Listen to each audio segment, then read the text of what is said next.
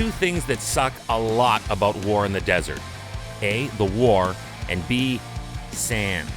Hi, I'm Chris May, host of This Day in Weather History, a podcast from the Weather Network in Canada. This is another special weather and war edition of this podcast. During Operation Iraqi Freedom in March of 2003, a major dust storm swept through Baghdad and across the greater Tigris and Euphrates valleys. This day in weather history. You've heard the saying, "What giveth life can also taketh away."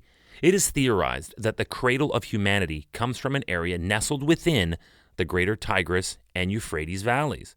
But during Operation Iraqi Freedom in March 2003, a major dust storm swept through Baghdad and across this very same area, and it caused chaos.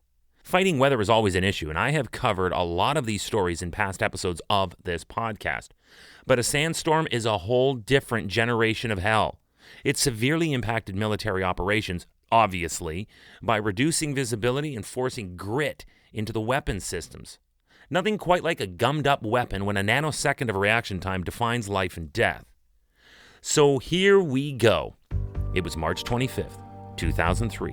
An area of low pressure swung out over the ancient Mesopotamian land that is present-day Iraq. But just like a low that drags in water from an ocean or a lake to hammer down with rain or snow, this one brought with it sand and dust from the deserts of Saudi Arabia and Egypt. Last I checked, Saudi Arabia and Egypt is actually where sand was invented. That had to have been an unholy amount of grit. Those on the ground have shocking recollections of when that storm hit. And in a moment, we're going to hear from someone fighting on the ground who remembered it. But first, remember that this day in weather history can be enjoyed a number of ways. Right now, you're listening to the full version of today's story on your favorite podcast provider, and I thank you. But there is also the daily podcast video short. They're shot right here in my podcast recording studio, so you get that perspective, and oftentimes they will include visuals from that day's event from when it happened in weather history. So after listening to the full story here, go check out the podcast video short on television or online at theweathernetwork.com/weather history. Corporal Zach Brackney was with the 1st Marine Division fighting somewhere south of Baghdad when the sandstorm hit. He remembers everything slowly turning a yellowish-orange hue, like suddenly a filter had been placed over the sky. The visibility dropped as fast as the wind picked up. An ochre-colored dust and grit worked its way into every crevice of every weapon, garment, and vehicle. Yuck. And what little rain worked its way into the mix, it only made things worse by creating little balls of mud that were now falling onto and into everything. And this went on for 3 days. Dust storms that go on for days like this one are not at all unusual, actually, for Baghdad. It's all in their geography, you see. Baghdad lies at the center of Iraq along the Tigris River. To the south of Iraq is the Great Arabian Desert, bringing the sand and intense heat, while the Mediterranean Ocean is to the west, and that brings in the moisture and the moderate temperatures. This is a recipe for atmospheric gradients that can cause pretty wicked storms at times.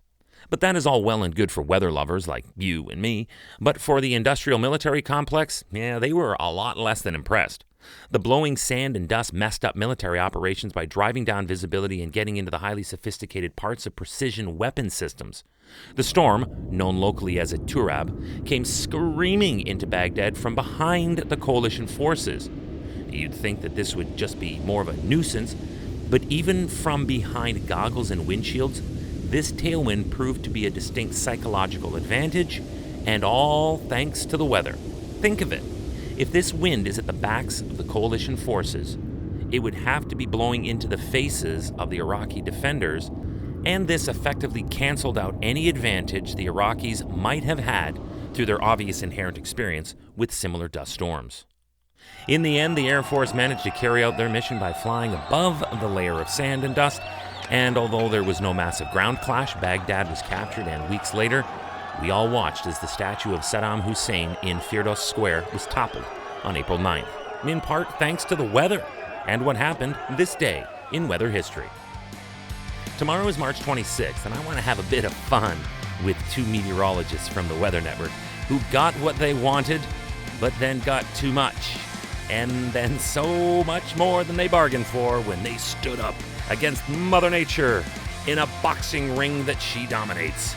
This might be career limiting for me, but oh, is it ever going to be fun?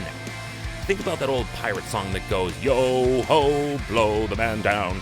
It's tomorrow, on this day in weather history, with me, your host, at least for now, Chris May.